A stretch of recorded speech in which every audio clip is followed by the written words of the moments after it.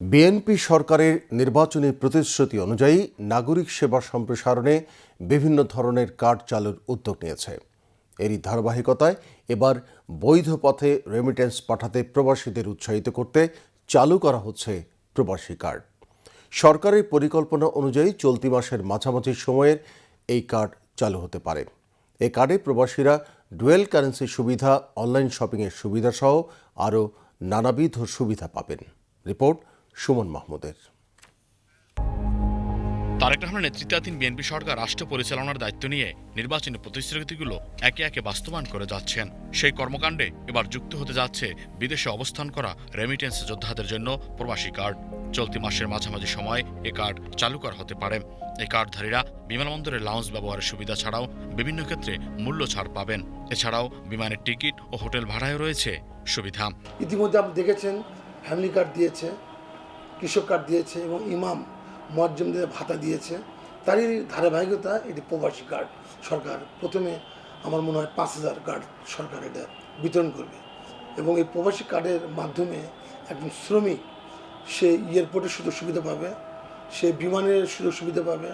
আগে এয়ারপোর্টে বিভিন্ন হয়রানি হতো, আপনার পুলিশের হয়রানি, সব জায়গা থেকে সে মনে মুক্তি পাবে এবং সে সম্মানও পাবে। পাশাপাশি বাইরে থেকে যে রেমিটেন্স বাংলাদেশে পাঠাবে সে 3% প্রণোদনা পাবে। বর্তমানে প্রবাসীদের যে রেমিটেন্স প্রণোদনা 2.5% থেকে প্রবাসী কার্ডধারীদের জন্য 3% উন্নীত করা হবে।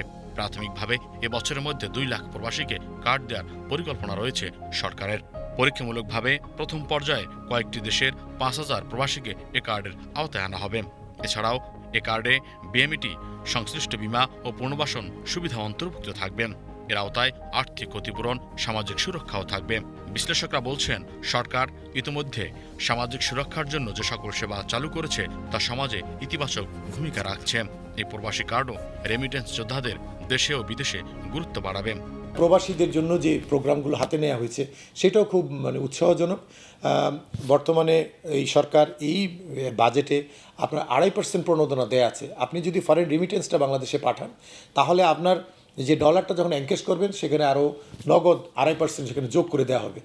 এটার মাধ্যমে প্রকৃতভাবে ব্যাংকিং চ্যানেলের মাধ্যমে বৈধভাবে বাংলাদেশের রিমিটেন্স প্রবাহটা বাড়বে। তো এই ফরেন রিমিটারদেরকে যদি আমরা বেশি করে প্রমোট করতে পারি তাহলে এটা তারা দেশের জন্য বৈধভাবে অর্থ পাঠিয়ে আমাদের রিজার্ভকে উন্নত করবে এবং আমরা আর্থিকভাবে আরও সচ্ছল হয়ে দাঁড়াবো। অগস্টের মাঝামাঝি সময় আমরা চিন্তা ভাবনা করছি যে প্রবাসী কার্ডটা লঞ্চ করার। এই কার্ডের সবচেয়ে বড় সুবিধা হচ্ছে যে এটি ডুয়েল কারেন্সি থাকার ফলে তারা দেশের মধ্যে যেমন মোবাইল ফিনান্সিয়াল সিস্টেম ব্যবহার করে তাদের পরিবার পরিজনের কাছে ফান্ড ট্রান্সফার করা বা টাকা পাঠাতে পারবে।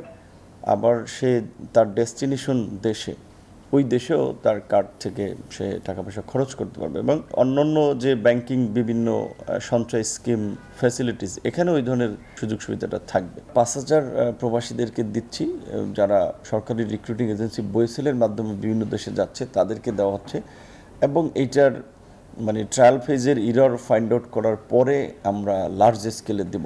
প্রবাসী কার্ডে যে ধরনের সুবিধা থাকবে সেগুলো পেলে দেশে বৈধ পথে রেমিটেন্স প্রবাহ আরও বৃদ্ধি পাবে।